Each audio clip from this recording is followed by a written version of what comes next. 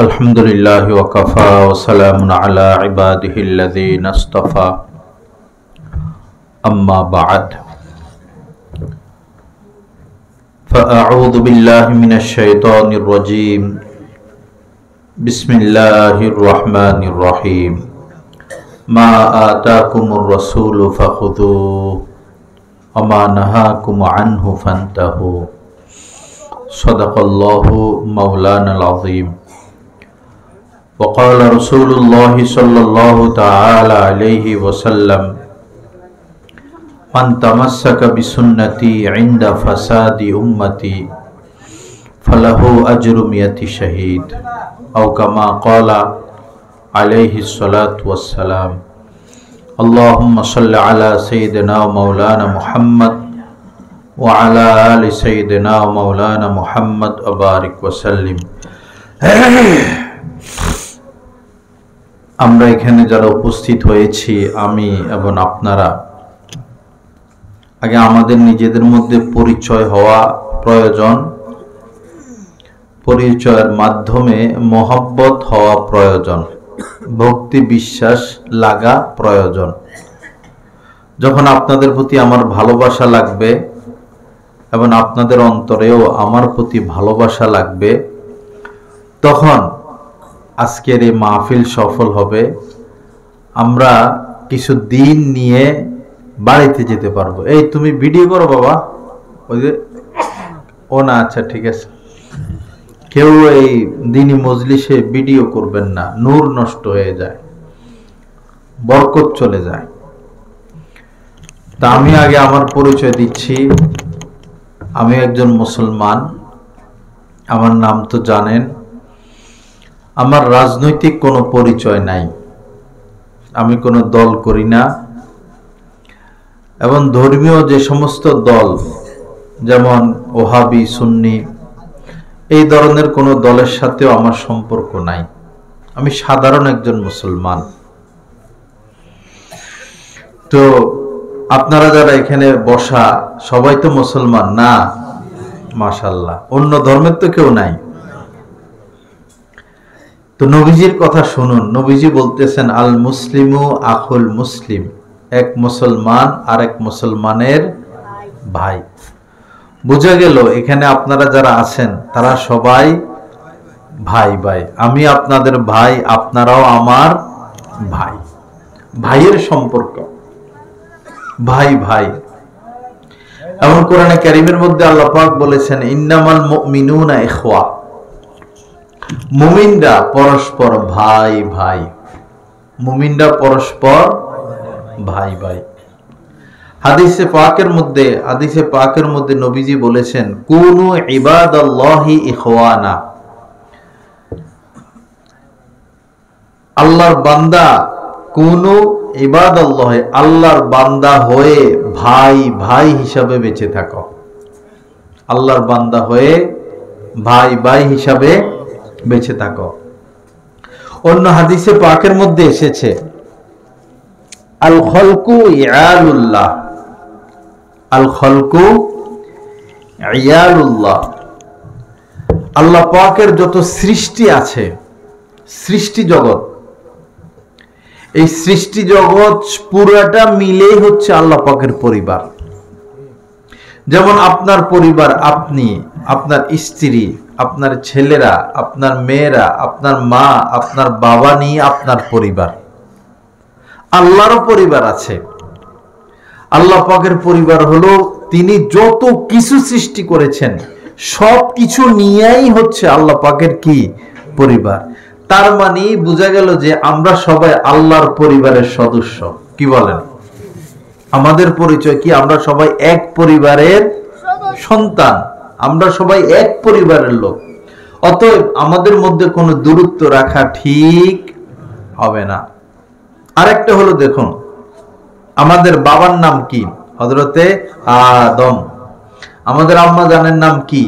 হযরতে হাওয়া। বুঝা গেল আমরা একই পিতার সন্তান, একই মায়ের সন্তান। ঠিক কিনা কথা? এখন দূরত্ব দূর হয়েছে, আমাদের নিজেদের মধ্যে দূরত্ব দূর হয়েছে তো? আমরা পরস্পর ভাই ভাই তো? একই পরিবারের সন্তান তো, একই মায়ের সন্তান তো, একই বাবার সন্তান তো। এখন তাহলে কথা সামনে বাড়ি, কি বলেন ইনশাআল্লাহ? আমার কথা বুঝেন নাই? আমরা এক পরিবারের লোক, একই বাবার সন্তান, একই মায়ের সন্তান। আমি কোনো দল করি না, আমি আপনাদেরকে কোনো দলের দিকে ডাকবো না যে ওহাবি হন, সুন্নি হন, আট্রসি হন, মাইজভান্ডারি হন, শিয়া হন, আহলে হাদিস হন। আমি কোনো দল করি না, কোনো দলের বিরোধিতা আমি করি না। আমি সকল মুসলমান ভাইদেরকে দ্বীনের দিকে ডাকি, দ্বীনের দাওয়াত দেই। আল্লাহ আমাদের সবাইকে কবুল করেন। লা ইলাহা ইল্লাল্লাহ, লা ইলাহা ইল্লাল্লাহ, লা ইলাহা ইল্লাল্লাহ।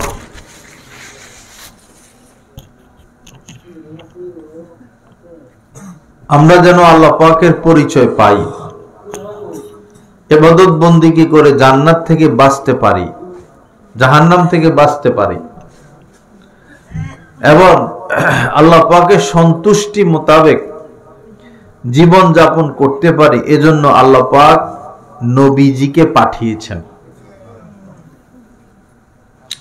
আদম আলাইহিস সালামের কাছে জিবরিল আমিন এসে ওহী নিয়ে আসতেন কিভাবে রুটি বানাইতে হবে। রুটি তিনি এসে রুটি বানানো শিখাইছেন। আগের জামানায় যে ওহীগুলো আসতো, এগুলো কেমনে ঘর বানাবে, কেমনে ভাত পাকাবে, মানে খানা তৈরি করবে, কেমনে ঘর বানাবে, কেমনে নৌকা বানাবে, এই ধরনের ওহী হইতো। তো আমাদের নবীজি এসে চরিত্রের উপর বেশি আমল করেছেন। বুইস্তু লিউতাম্মিমা মাকারিমাল আখলাক, মানুষের স্বভাব চরিত্রকে পূর্ণতায় পৌঁছানোর জন্য আমি এসেছি দুনিয়াতে। আমাদের যে স্বভাব চরিত্র, আখলাকের পূর্ণতা সমাজের মধ্যে বাস্তবায়নের জন্য নবীজি দুনিয়াতে এসেছেন। আখলাকের পূর্ণতা বাস্তবায়নের জন্য, চরিত্রের পূর্ণতা বাস্তবায়নের জন্য। কেমন চরিত্র?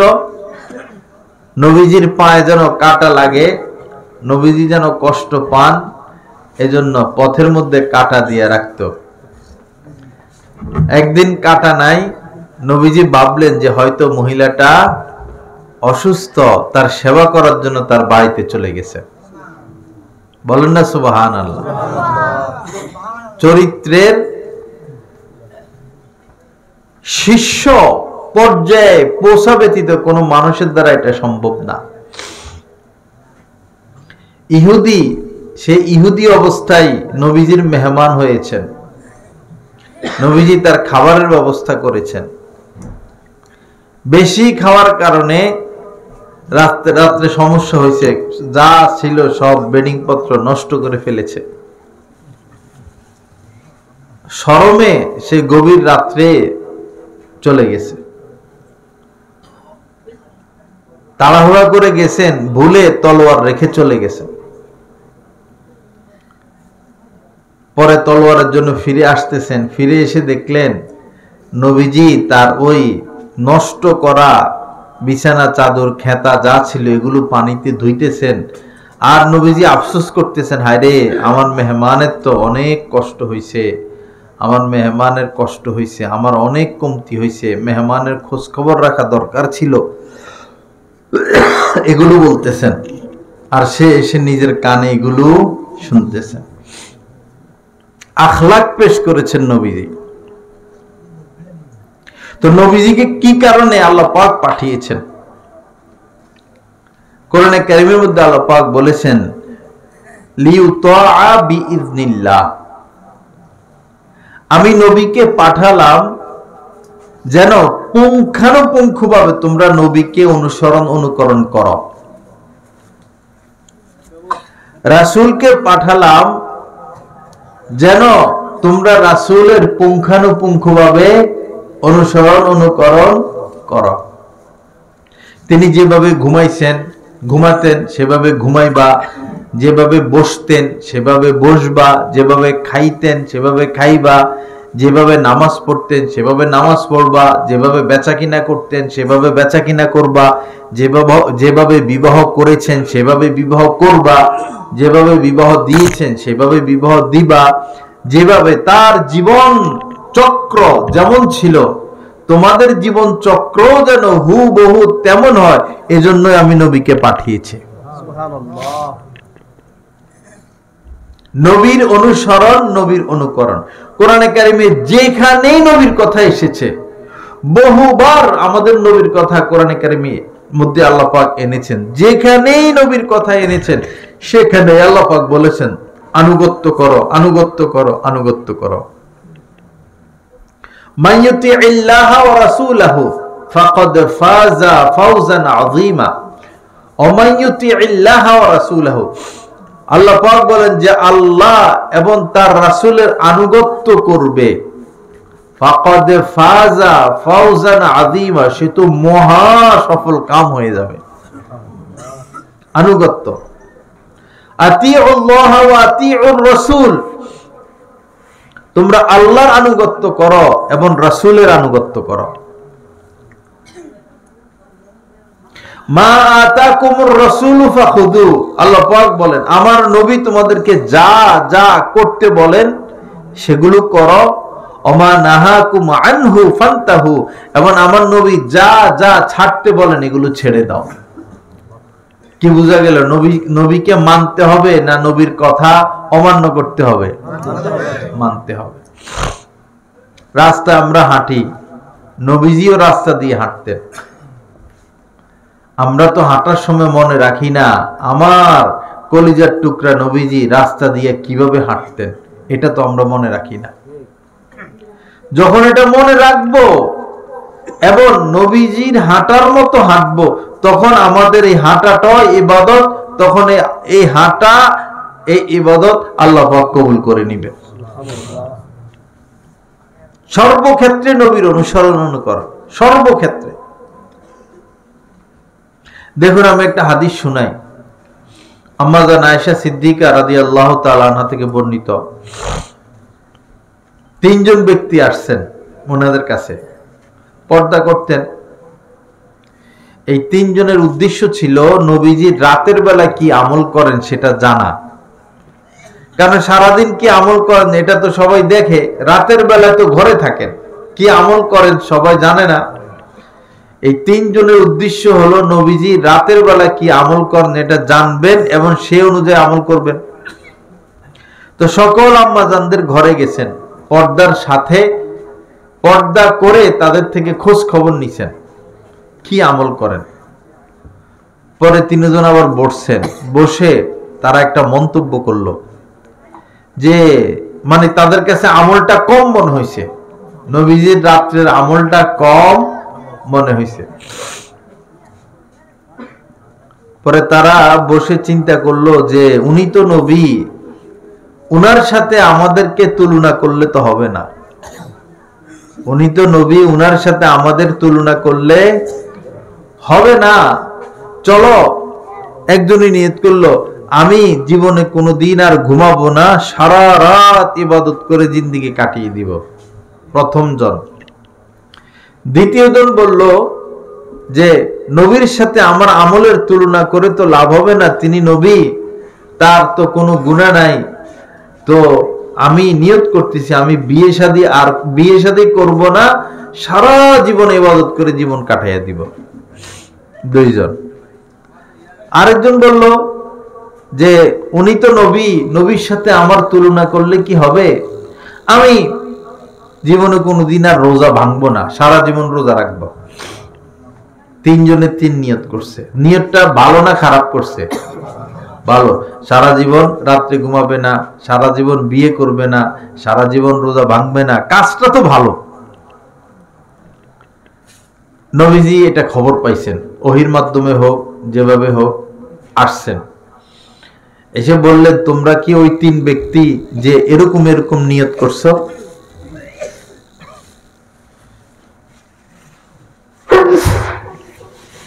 যে সারা জীবনে বিয়ে করবা না, রাত্রে ঘুমাইবা না, রোজা ভাঙবা না। জি আমরা তারা। স্বীকার করছেন। পরে নবীজি বললেন, দেখো তোমাদের চেয়ে আমি আল্লাহকে বেশি ভয় করি এবং তোমাদের চেয়ে আল্লাহর নিষেধগুলোর ব্যাপারে বেশি আমি বিরত থাকি। এরপরেও আমি নিজে বিয়ে করেছি, আমি রাত্রিবেলায় ঘুমাইও কিছু সময়, আবার ইবাদত করি, এবং আমি রোজা রাখি, আবার কখনো কখনো রাখি না। এরপরে নবীজি বললেন, শুনো, মান রাগিবা আন সুন্নতি ফালাইসা মিন্নি, যে আমার সুন্নত মোতাবেক চলবে না, আমার সুন্নত থেকে বিমুখ থাকবে, সে আমার দলভুক্ত না। আমার দলভুক্ত হতে হলে আমার সুন্নতকে পুঙ্খানুপুঙ্খভাবে আমল করতে হবে। আল্লাহ পাক আমাদেরকে আমলের তৌফিক দান করেন।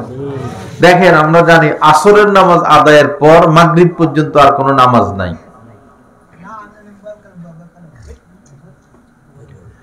আসর কেউ পড়ছে মসজিদে, এখন দেখলো যে 1 ঘন্টা সময় আছে, 1.5 ঘন্টা সময় আছে, সমানে নফল নামাজ পড়ছে, 70-80 রাকাত নফল নামাজ পড়ে ফেলছে। সে কোনো সওয়াব পাবে? কেননা আসরের পরে নবীজি এরকম নামাজ পড়েন নাই, পড়তে বলেনও নাই, বরং নিষেধ করেছেন।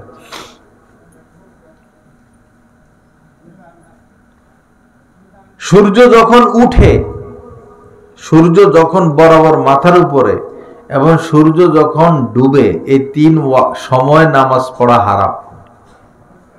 এখন কেউ যদি এসে এই 3 সময় নামাজ পড়ে, কোনো সওয়াব হবে? কারণ এটা নবীজির সুন্নত নয়।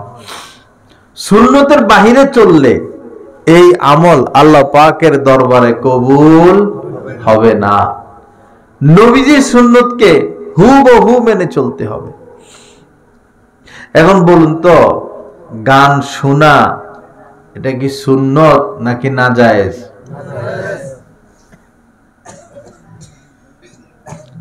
তো যদি নবীর প্রেম আমার ভিতরে থাকে, আমি যদি নবীর সুপারিশ কামনা করি, তাহলে গান শোনা বাড়াবো নাকি ছেড়ে দিব? কি বলেন? ছেড়ে দিব নাকি গান শোনা আরো বাড়াবো?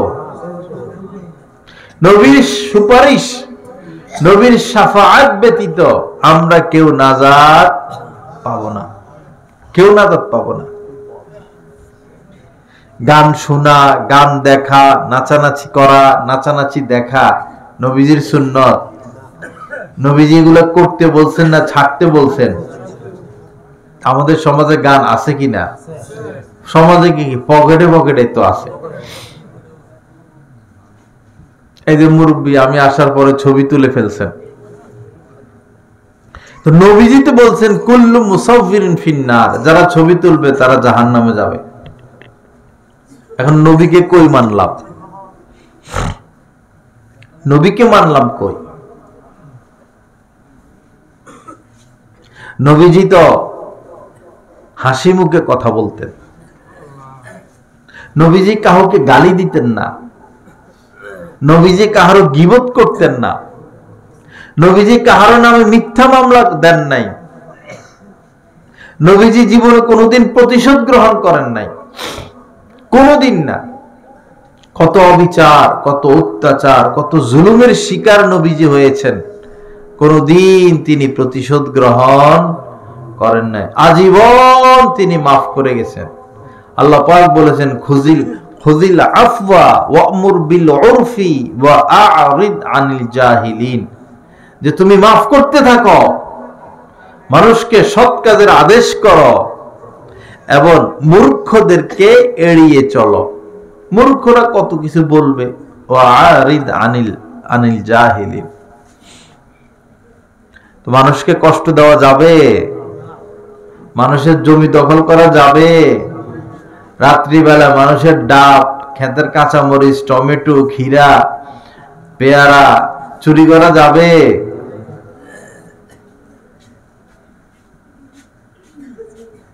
বাবা, নবীর মহব্বত, নবীর আনুগত্য। মহব্বত ওই সময় প্রমাণিত হবে যখন আমার মধ্যে নবীর আনুগত্য থাকবে।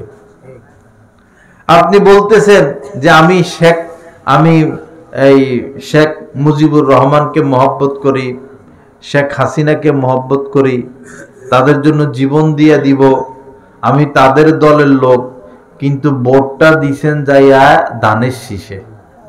আপনার এই দাবি সত্য না মিথ্যা? আপনি বলতেছেন আমি শহীদ জিয়ার জন্য জীবন দিয়ে দিব, আমি খালেদা জিয়া ছাড়া কিছু বুঝি না, আমি তারেক রহমান ছাড়া কিছু বুঝি না, ভোটটা দিছেন যাইয়া পাল্লায়, দাড়ি পাল্লায়। আপনার দাবিটা সত্য না মিথ্যা? আপনি বলতেছেন আমি আশেকে রাসূল, রাসূলের জন্য আমি ফেদা, রাসূল ছাড়া কিছু বুঝি না, রাসূলকে আমি ভালোবাসি, গায়ে দিছেন খ্রিস্টানের পোশাক। গায়ে কার পোশাক? খ্রিস্টানের পোশাক। দাঁড়িয়ে একটু উঠতে না উঠতে বেলেট দিয়া সিস্টেম, ব্যাংকের থেকে লোন, সিসি, এনজিও থেকে লোন, রাস্তাঘাটে মহিলারা হাইটে গেলে তাকাইয়া থাকি, মোবাইলে খারাপ ছবি দেখি, মেয়ে পর্দা করে না, স্ত্রী পর্দা করে না, ঘরের মধ্যে সারাদিন গান বাজনা। এটাকে নবীর মহব্বতের আলামত নাকি নবীর সাথে দূরত্বের আলামত? দূরত্বের আলামত।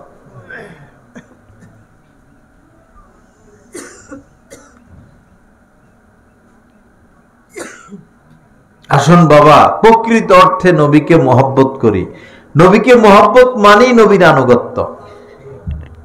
জান্নাতে যেতে হলে শুধু মহব্বত যথেষ্ট নয়, নবীর আনুগত্যও করতে হবে।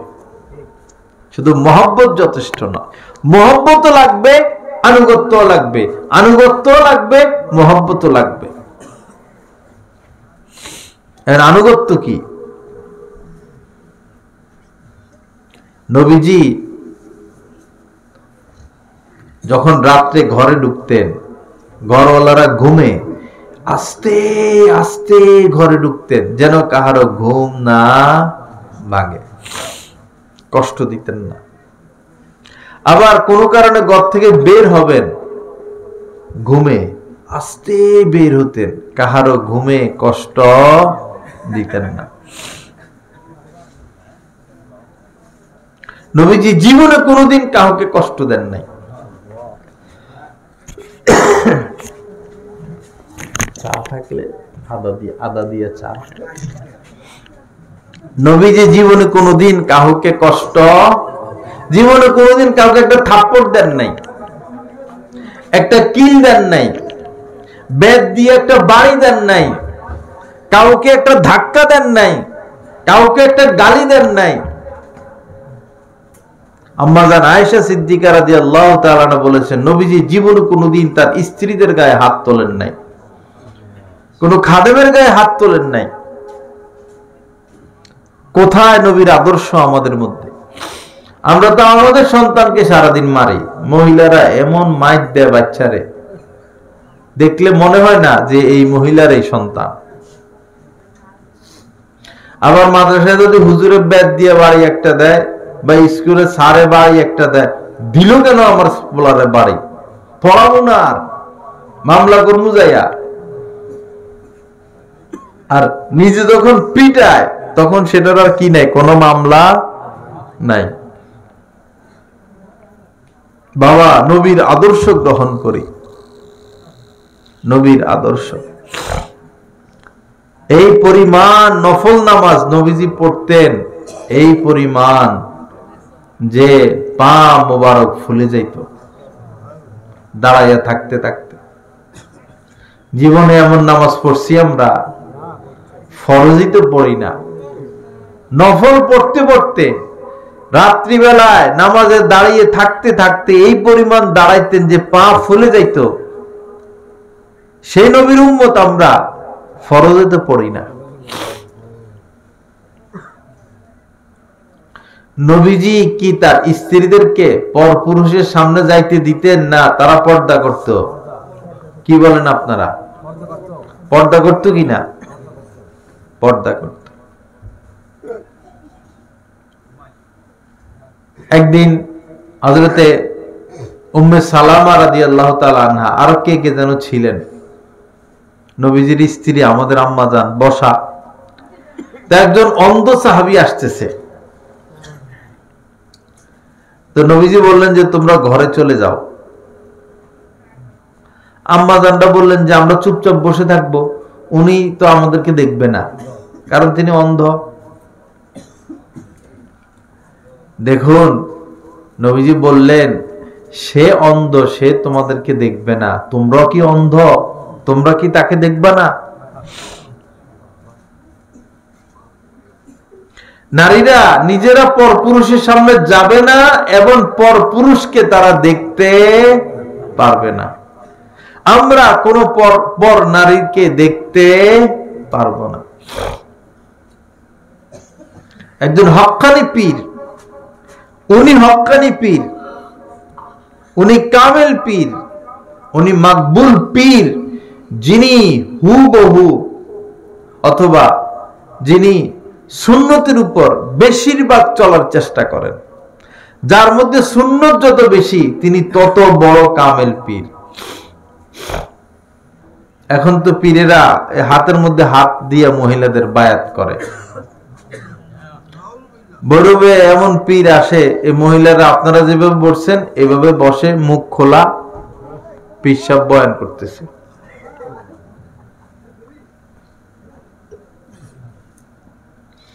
পীরের আঙ্গুল চাটে মহিলারা এসে, ভিন নারী পর নারী পীরের আঙ্গুল চাটে। হক্কানি পীর?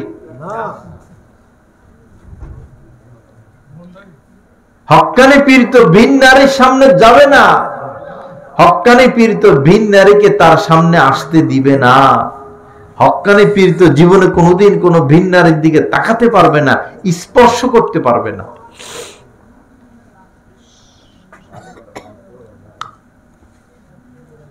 নরসিংদীর ওইদিকে আমার মুসল্লি আছে,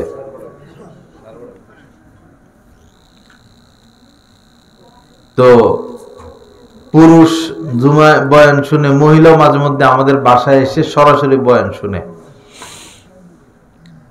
তো ওই এলাকায় একজন পিশাব আসে চট্টগ্রাম থেকে, এলাকার তরুণী মেয়ে যারা, তারা পিশাবরে ঘষা মাইজা গোসল করাইয়া দেয়, পিশাবের হাত পা টিপা দেয়, রাত্রে ঘুমায়।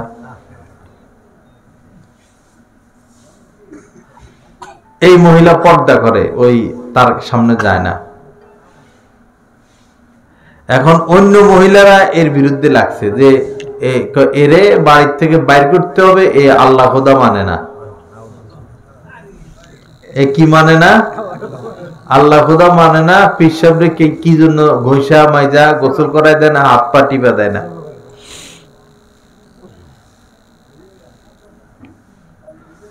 পরে এই মহিলা চালাক, তোমরা তো আল্লাহ খোদা মানো না। বললো কেমনে? যে আমি পিশাব পর পুরুষ, তার হাত পা টিপা দেই না, এই কারণে আমি আল্লাহ খোদা মানি না। তো তোমরা এসে আমার স্বামীর হাত পা টিপা দাও, আমার স্বামীর গোসল করাই দাও, তোমরা তো এগুলো করো না। তোমাদের নওজোয়ান মেয়েদেরকে এসে কও আমার স্বামীর হাত পা টিপা দিতে, তো তোমরা তো আল্লাহ খোদা মানো না।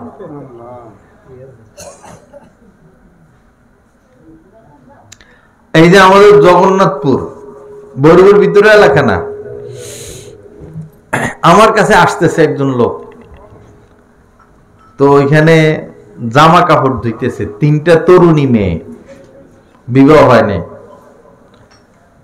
তো জামা কাপড় দেখে বুঝছে এটা মেয়েদের না, তো বল যে এদের এলাকার আর কি।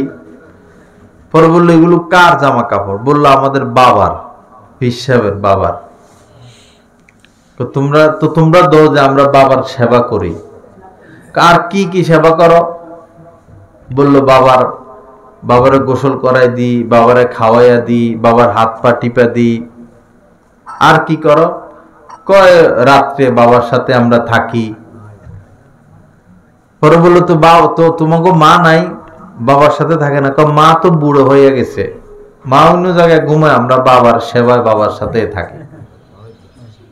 এটা কি হক্কানি পীর? কি পীর এটা? হক্কানি পীর? কন্যা এ পাশের থেকে কন্যা। যে পীর নারীর সাথে পর্দা করে না সে কোনোদিন হক্কানি হতে পারে না। হক্কানি পীরের কিছু আলামত আছে,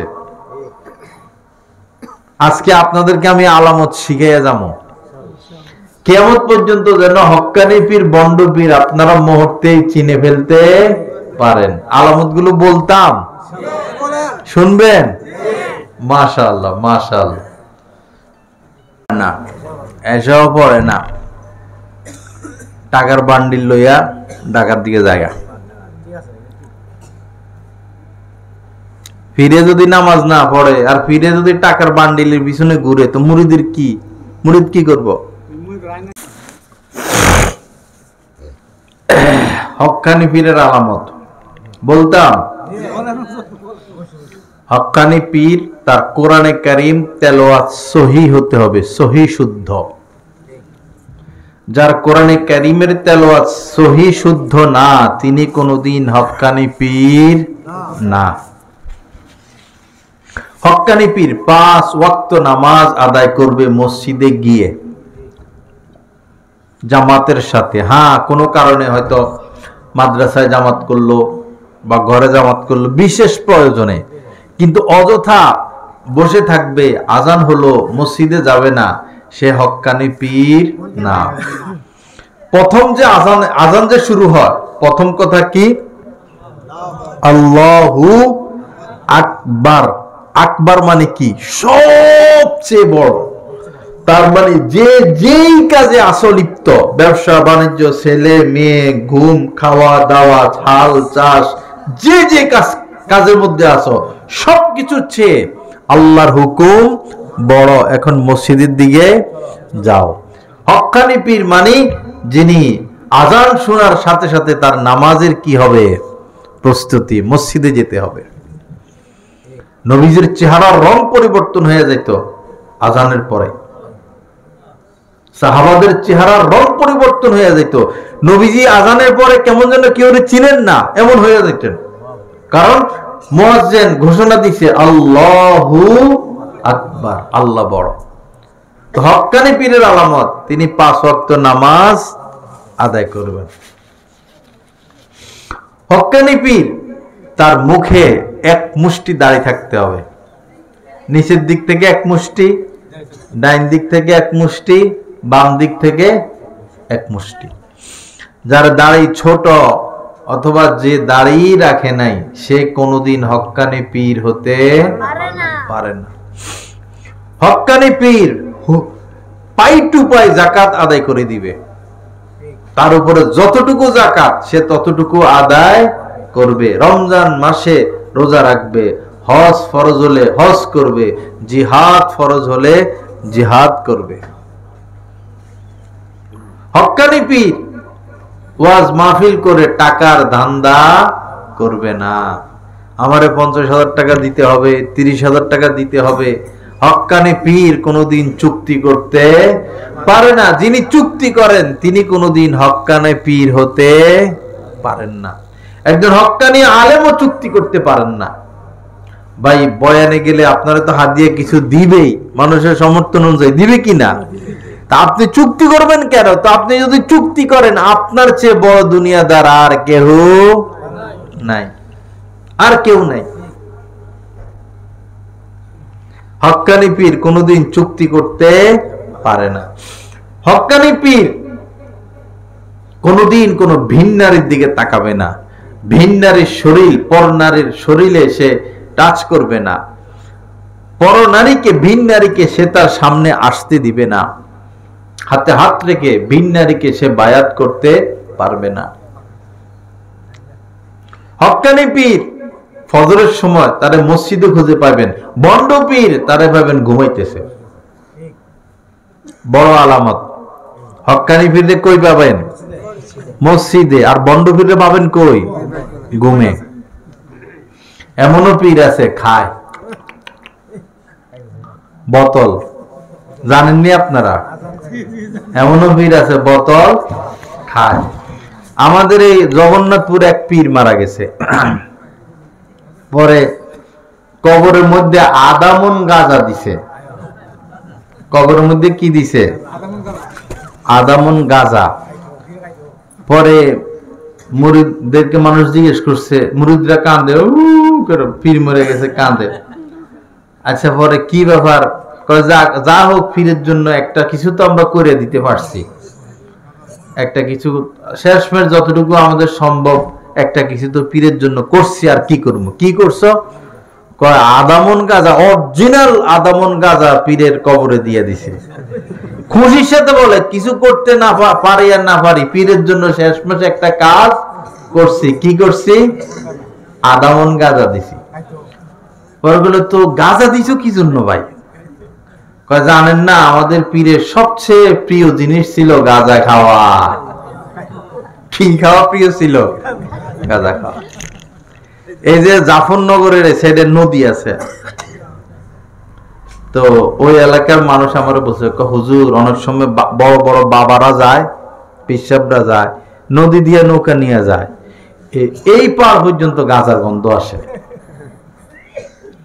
যে গাঁজা যত বেশি টানতে পারে সে হলো তত বড় বাবা। আল্লাহ হেফাজত করেন। হক্কানি পীর গাঁজা খাবে, সিগারেট খাবে, মদ খাবে, দাড়ি শেভ করবে, ব্যাংকের থেকে সিসি নিবে, সুদ খাবে। ইযা রুউ যুকিরাল্লাহ, নবীজি বলেছেন, যাকে দেখলে আল্লাহর কথা মনে পড়ে, যার বয়ান শুনলে মন গলে, যার সোহবতে গেলে দুনিয়া ছাড়তে মন চায়, তিনি হচ্ছেন কে? হক্কানি পীর।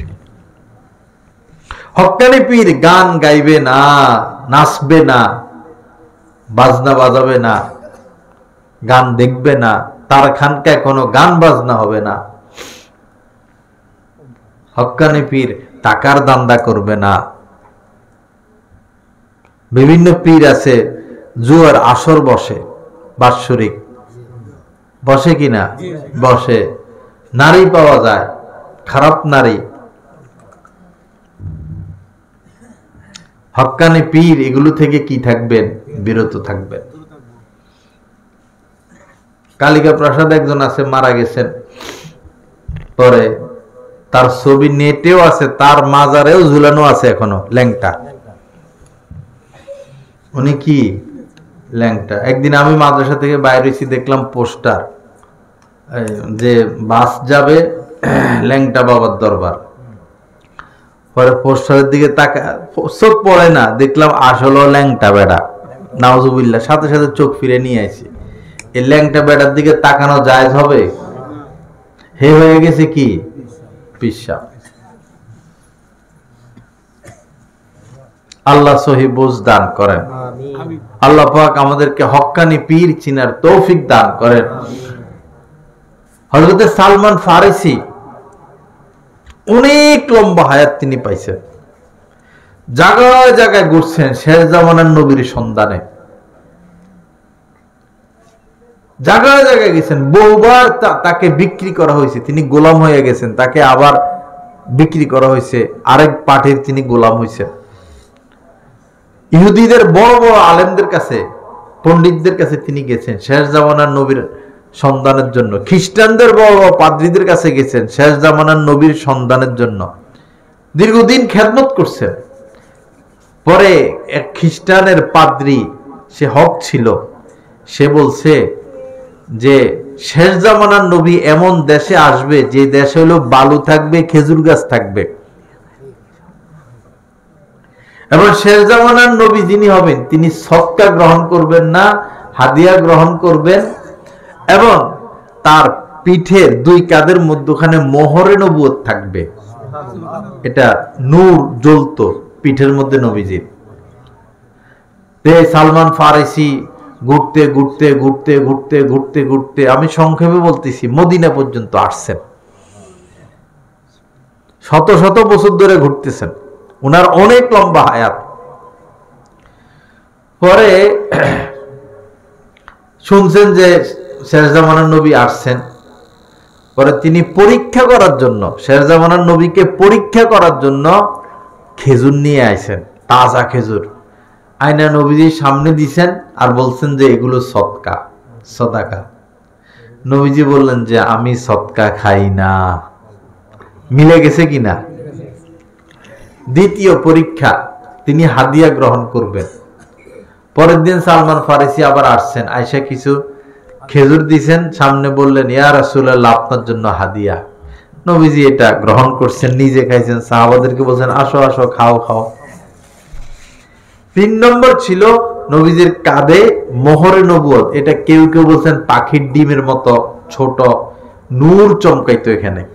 তো নবীজি এটা ঢাইকে রাখতেন, দেখাইতেন না। জামা পরলে জামার নিচে থাকতো, চাদর পরলে চাদর নিচে থাকতো। যেদিন নবীজি দুনিয়া থেকে বিদায় নেন ওই দিন মোহরে নবুয়ত চলে গেছে। তো এখন সালমান ফারিসি পিছনের দিকে দেখ ঘুর করেন আর কি, ঘুরেন, মানে ওই মোহরে নবুয়তটা দেখার জন্য, শেষ আলামত। তো নবীজি বুঝছেন যে সে কি চায়, তো আস্তে চাদরটা একটু সরাই দিছেন। তখন সালমান ফারিসি মোহরে নবুয়তটাও দেখে গেছেন, তিনটা মিলে গেছে। সাথে সাথে ইয়া রাসূলুল্লাহ আপনি আমাকে কালেমা পড়াইয়া মুসলমান বানাইয়া নেন। যদি বায়াত হন কোন পীরের কাছে, আমি যেগুলো বললাম এগুলো যাচাই করবেন ঠিক আছে কিনা। ঠিক আছে তো ইনশাআল্লাহ?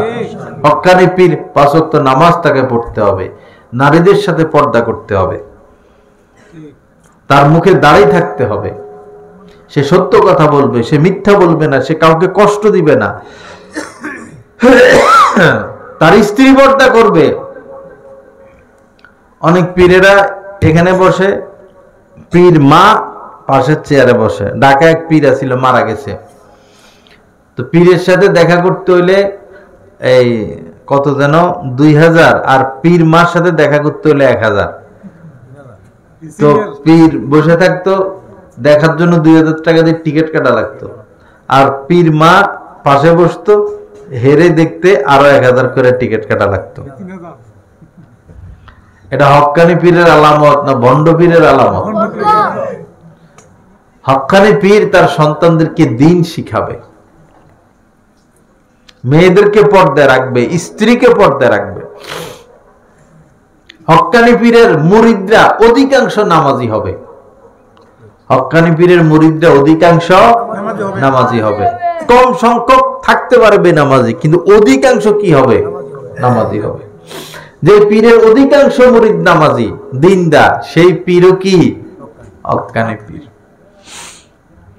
আল্লাহ পাক সহি বুঝ দান করেন, হক্কানি পীর চিনার তৌফিক দান করেন, হক্কানি পীরদের সোহবতে আসা যাওয়ার তৌফিক দান করেন।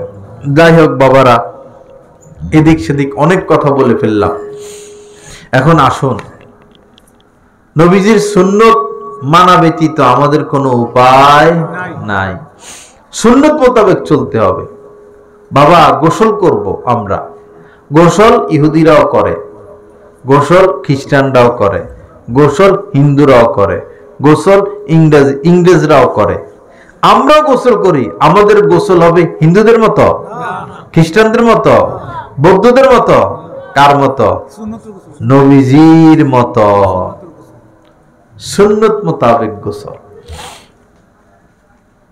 সুন্নত মোতাবেক গোসল আমরা করি,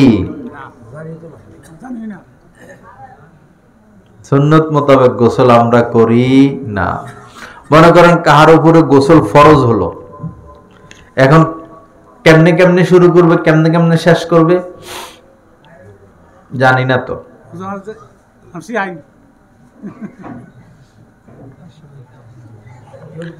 যদি কার উপরে গোসল ফরজ হয়, সে বাথরুমে যাবে, গিয়া প্রথম যে কাজ, সে ইস্তেঞ্জা করবে, প্রস্রাবের প্রয়োজন হলে প্রস্রাব করবে, পায়খানার প্রয়োজন হলে পায়খানা করবে।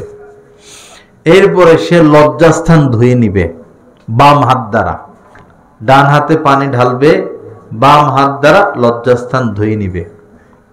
এরপরে শরীরের যেই যে জায়গায় নাপাকি লাগছে সেই সেই জায়গা ধুইবে। কাপড়ের যেই যেই জায়গায় নাপাকি লেগেছে সেই সেই জায়গা ধুইবে। এখন মনে করেন কাপড়ে বিক্ষিপ্ত ভাবে নাপাকি লাগছে, এখানেও লাগছে সেখানেও লাগছে, কয় জায়গা ধুইবে? তখন ওই কাপড় পরে আর গোসল না করা। কারণ নাপাক কাপড় পরে আপনি যত পানি ডালেন পরে ওই নাপাকটা তো আমার শরীরে লাগতেছে।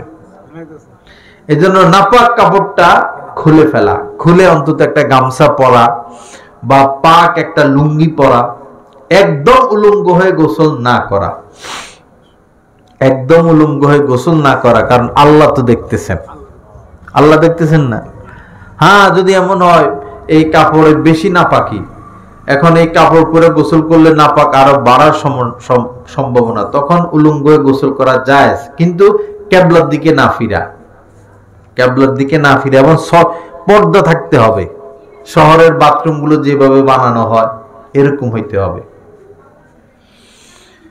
এরপরে আপনাকে অজু করার ন্যায় অজু করতে হবে একদম।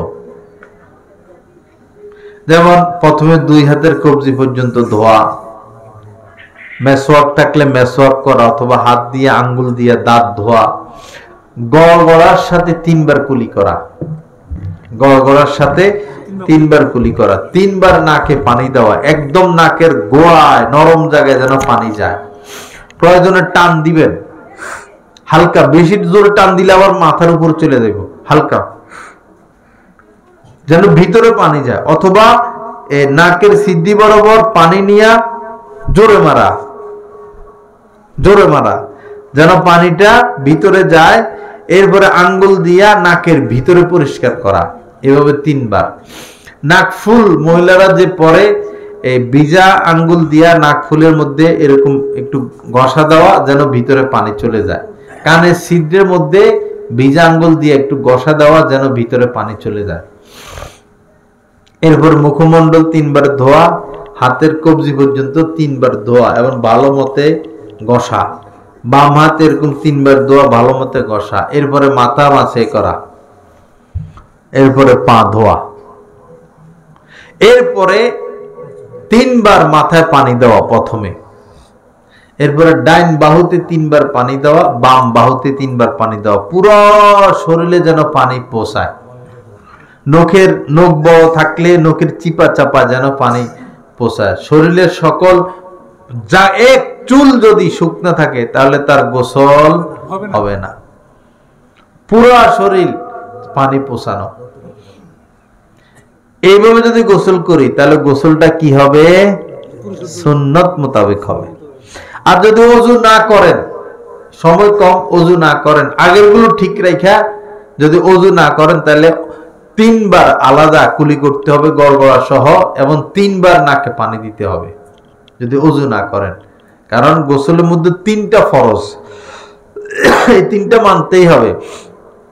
3টা ফরজ, 3 বার কুলি করা গড়গড়া সহ, 3 বার নাকে পানি দেওয়া, পুরো শরীরে পানি পৌঁছানো। মনে থাকবে তো ইনশাআল্লাহ? আজকে থেকে এই নিয়মে গোসল করব তো ইনশাআল্লাহ।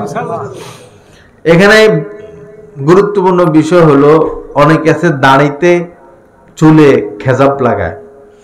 তো খেজাব যদি মোটা আবরণ বিশিষ্ট হয়, মোটা, মিন্দি লাগালে অসুবিধা নাই, মোটা আবরণ বিশিষ্ট যদি হয়, বেশি কালা করে দাড়ি চুল, সেগুলো যদি চুলে লাগান, দাড়িতে লাগান, আর আবরণ মোটা হয়, তাহলে চুলে তো পানি পুষলো না, উপরে খেজাব, দাড়িতে পানি পুষলো না।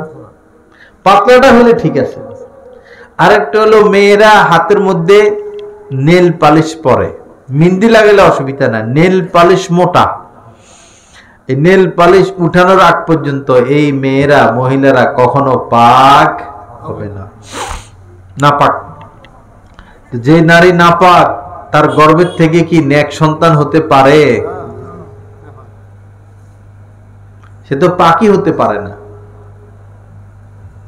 আল্লাহ পাক সহি বুঝ দান করেন, আল্লাহ পাক কোরআন সুন্নাহ মোতাবেক আমাদেরকে চলার তৌফিক দান করেন। তো যাই হোক ভাইরা, লম্বা আলোচনা আপনাদের সাথে হলো। আসুন আমরা সুন্নত জিন্দা করি, রাস্তা দিয়া যখন হাঁটবো ডাইন পাশ দিয়া না বাম পাশ দিয়া? ডান পাশ। রাস্তা দিয়ে হাঁটার সময় আকাশের দিকে তাকাবো না ডাইনে না বামে না নিচে? নিচে। মানুষের মহিলা যাইতেছে, মেয়েরা যাইতেছে, এদেরকে ভালো মতো তাকায় তাকায় দেখবো এরকম জায়েজ আছে তাকানো? না, জানি জায়েজ নাই, এরপরও কে রে, কার মেয়ে রে, আরে এটারে দেখি নতুন, ও অমুকে বিয়ে করছে, বউ, আরে বউটা তো সুন্দর আছে, নাউজুবিল্লাহ। এটা মুমিনের কাম, মুসলমানের কাম। ভিন নারীর দিকে কখনো দেখা যাবে না, রাস্তাঘাটেও দেখা যাবে না, মোবাইলেও দেখা যাবে না, পোস্টারেও দেখা যাবে না, টেলিভিশনেও দেখা যাবে না। আল্লাহ পাক আমাদের সবাইকে নজর হেফাজতের তৌফিক দান করেন। এবং রাস্তা দিয়ে হাঁটার সময় আস্তে করে নিয়ে আসেন। রাস্তা দিয়ে হাঁটার সময় আগে আগে সালাম দেওয়া, আগে আগে সালাম দেওয়া নবীজির সুন্নত। আস্তে করে উঠাই দেন, এখানে বসাই দেন। লা ইলাহা ইল্লাল্লাহ। সাবধানে উঠান, উনি উঠুক, নিজে নিজে উঠুক। মাশাআল্লাহ, মাশাআল্লাহ। এখানে আরামে বসেন, আল্লাহ পাক সুস্থ রাখেন। দেখছেন উঠার সময় বিসমিল্লাহ পড়ছে, আবার চেয়ারে বসার সময় কি বলছেন? বিসমিল্লাহ। এটা নবীজির সুন্নত। কোনো কিছু খাবো কি বলে? বিসমিল্লাহ। ঘরের দরজাটা বন্ধ করব কি বলে? বিসমিল্লাহ। ঘরের দরজাটা খুলবো কি বলে? বিসমিল্লাহ। জুতাটা পরবো কি বলে? বিসমিল্লাহ। জামাটা গায়ে দিব কি বলে? বিসমিল্লাহ। মহিলারা মাছ কাটা শুরু করবে, তরকারি কাটা শুরু করবে কি বলে? বিসমিল্লাহ। সব কাজের শুরুতে বিসমিল্লাহ। যেই কাজের শুরুতে বিসমিল্লাহ বলা হয় না, সেই কাজের মধ্যে বরকত হয় না। কুল্লু আমরিন যী বালিন লাম ইউবদা বিসমিল্লাহ ফাহুয়া আক্তা। নবীজি বলেছেন, যে কাজের শুরুতে বিসমিল্লাহ বলা হয় না, সেই কাজ হলো লেস কাটা লাস কাজ, সেই কাজের মধ্যে কোনো বরকত নাই। বিসমিল্লাহ বলতে হবে। আপনি দোকান খুলবেন কি বলে? বিসমিল্লাহ। টাকা গণা শুরু করবেন কি বলে? বিসমিল্লাহ। ফল খাবেন কি বলে? বিসমিল্লাহ। চা খাবেন কি বলে? বিসমিল্লাহ। কফি খাবেন, পান তো খানোর জিনিস না, পান খাইতে বিসমিল্লাহ বলতে খুব কম দেখা যায়, খুব কম বিসমিল্লাহ বলে না। পান তো একটা খাদ্য, আপনি পান খাওয়ার সময় বিসমিল্লাহ বলতে হবে তো, নাহলে তো শয়তান আপনার সাথে খানায় শরীক হয়ে যাবে। যে কাজের শুরুতে বিসমিল্লাহ, যদি খানার শুরুতে বিসমিল্লাহ না বলে, এই খানার সাথে কে শরীক হয়? শয়তান শরীক হয়। তখন খানার মধ্যে বরকত থাকে না। ঘরে প্রবেশ করব কি বলে? বিসমিল্লাহ। হাদিস শরীফের মধ্যে এসেছে, কেউ যদি ঘরে প্রবেশ করে আর ঘরে প্রবেশ করার সময় বিসমিল্লাহ না বলে, তো তার সাথে শয়তানও ঢুকে যায়। তা আমি বিসমিল্লাহ না বলার কারণে আমার সাথে ঘরে কে প্রবেশ করলো? শয়তানকে ঘরে ঢুকার সহযোগিতা কে করলো? আমি নিজে। এরপরে এখন বউর সাথে বেজাল, ছেলের সাথে বেজাল, মেয়ের সাথে বেজাল। বেজালটা লাগায় কে? শয়তানে। শয়তানটা ঘরে ঢুকাইছে কে? আমি। এখন বেজাল টেজাল যাই হোক, খাইতে বসছেন, এখন যদি বিসমিল্লাহ বলি তাহলে কানায় বরকত। নবীজির সুন্নত আদায় হইল। বিসমিল্লাহ না বললে আমার সাথে খানায় শয়তানও শরীক হয়ে গেল। তো দেখুন, বিসমিল্লাহ না বলার কারণে শয়তানের থাকারও ব্যবস্থা আমি করে দিলাম, শয়তানের খানারও ব্যবস্থা করে দিলাম। আল্লাহ পাক জাল্লে জালালু আমাদেরকে সুন্নত জিন্দা করার তৌফিক দান করেন। এজন্য আমার ভাইরা, আজকে এই বিষয়ে শুধু আলোচনা করলাম। সকল কাজে কর্মে আমরা নবীজিকে অনুসরণ করব, নবীজির সুন্নত জিন্দা করব। মান আহিয়া সুন্নতি, নবীজি বলেছেন, যে ব্যক্তি সারা জীবন ভর আমার সুন্নত জিন্দা করবে, ফাকাদ আহাব্বানি, সেই তো আমাকে মহব্বত করলো। ওমান আহাব্বানি কানা মাই ফিল জান্নাহ, আর যে আমাকে মহব্বত করবে সে আমার সাথেই জান্নাতে থাকবে। তার মানে সুন্নত জিন্দা করার বরকতে আমরা নবীজির সাথে জান্নাতেও থাকতে পারব। বাবা সুন্নত জিন্দা করি, আল্লাহর রাস্তে মেয়েদেরকে পর্দায় রাখি। বড় কঠিন জামানা, ছেলে ফেলেদের মাথা ঠিক নাই, মোবাইলে এটা সেটা দেখতে দেখতে। আপনার মেয়েটা পর্দা ছাড়া মাদ্রাসায় যায়, স্কুলে যায়, কলেজে যায়, এই ঘর থেকে সেই ঘরে যায়, এই বাড়ি থেকে সেই বাড়িতে যায়, ঘরের বাইরে যায়, নদীতে যায়, গোসল করে, রাস্তাঘাটে হাঁটামুটা করে পর্দা ছাড়া। আপনার মেয়েটা কি নিরাপদ নাকি অনিরাপদ? অনিরাপদ। খারাপ ছেলেদের নজর পড়ে, তারা টার্গেট করে, ক্ষতি করে। আল্লাহর রাস্তে মেয়েদেরকে পর্দায় ঢুকাই, স্ত্রীকে পর্দা করাই, মেয়েদেরকে পর্দায় রাখি, স্ত্রীকে পর্দায় রাখি, ঘর থেকে গান বাজনা বের করি, আপনার ঘরে সংসারে বরকত হবে। বহু মানুষ আছে বাবা 1 লাখ টাকা কামায়, 2 লাখ টাকা কামায়, বরকত নাই, বরকত নাই। কারণ ঘরের মধ্যে সুন্নত নাই। যে ঘরে সুন্নত নাই, শরীয়ত নাই, সেই ঘরে নূর নাই। সুন্নত জিন্দা করতে হবে। আল্লাহ পাক জাল্লা জালালু আমাদেরকে সুন্নত জিন্দা করার তৌফিক দান করেন।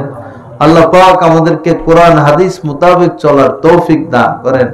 আজকে যা কিছু আলোচনা হলো, এই সব কথাগুলোর উপর আল্লাহ আমাদেরকে আমলের তৌফিক দান করেন। শেষ অনুরোধ বাবা, যাদের সুদের সাথে সম্পর্ক আছে, তিলে তিলে তিলে তিলে এই সুদ আপনাকে শেষ করে দিবে। এক জাতীয় ওষুধ আছে, ইনজেকশন আছে, এটা জেলখানার মধ্যে মারে।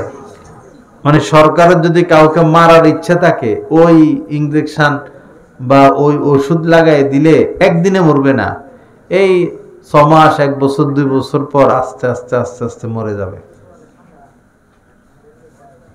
যে ব্যক্তি সুদ খাবে তার টাকা পয়সার বরকত এভাবে আস্তে আস্তে আস্তে আস্তে শেষ হয়ে যাবে। তার জীবনটা এভাবে আস্তে আস্তে আস্তে আস্তে শেষ হয়ে যাবে। সমস্ত বরকত শেষ হয়ে যাবে, নূর শেষ হয়ে যাবে, শান্তি শেষ হয়ে যাবে, পেরেশানি, অস্থিরতা। সুদের সাথে দেশ গ্রামে লোন নেয় বেশি এনজিওদের থেকে। এই বিষ পান, এই বিষ না খায়, ছেলে মেয়েকে হারাম না খাওয়ায়। আপনি পিতা, আপনার উপর দায়িত্ব সন্তানের জন্য হালাল রিজিকের ব্যবস্থা করা, হারামের ব্যবস্থা করা নয়। নিষ্পাপ বাচ্চাদেরকে হারাম না খাওয়াই, হারাম খাওয়াইয়া খাওয়াইয়া এদের অন্তর আত্মাটাকে নষ্ট করে না দেয়। কয় ছেলে মেয়ের কথা শুনে না, শুনবে কেমনে? খাওয়াইছেন হারাম। ছেলে মেয়েকে মাদ্রাসায় দিয়েছি, বাইকে চলে আসে, তো বাইকে চলে তো আসবে, আপনি খাওয়াইছেন হারাম। ছেলে মেয়ে কয় ছেলে নেশা করে, তো নেশা তো করবে, আপনি হারাম খাওয়াই খাওয়াই বড় করছেন, এখন সে হারাম খাবে না। ছেলে সরকারি চাকরি করে, অমুক জায়গায় চাকরি করে, দুর্নীতির কারণে চাকরি চলে গেছে, তো দুর্নীতি তো করবে, আপনি তো দুর্নীতির টাকা খাওয়াই এই তারে বড় করছেন। আল্লাহ আমাদেরকে সুদ মুক্ত হওয়ার তৌফিক দান করেন। আল্লাহ পাক সুন্নাত জিন্দা করার তৌফিক দান করেন। মেয়েদেরকে, স্ত্রীদেরকে পর্দা রাখার তৌফিক দান করেন। আর হক্কানি পীর খোঁজা উচিত এবং হক্কানি পীরের সোহবতে আসা যাওয়া, তার সোহবতে আসা যাওয়া, তার নসিহত শোনা। যা কিছু আলোচনা হলো, আল্লাহ পাক জাল্লা জালালু আমাদের সবাইকে এই কথাগুলোর উপর আমল করার তৌফিক দান করেন। ওয়া আখিরু দাওয়ানা আলহামদুলিল্লাহি রাব্বিল আলামিন ওয়া সাল্লাল্লাহু আলা নবিয়িল কারীম। লা ইলাহা ইল্লাল্লাহ।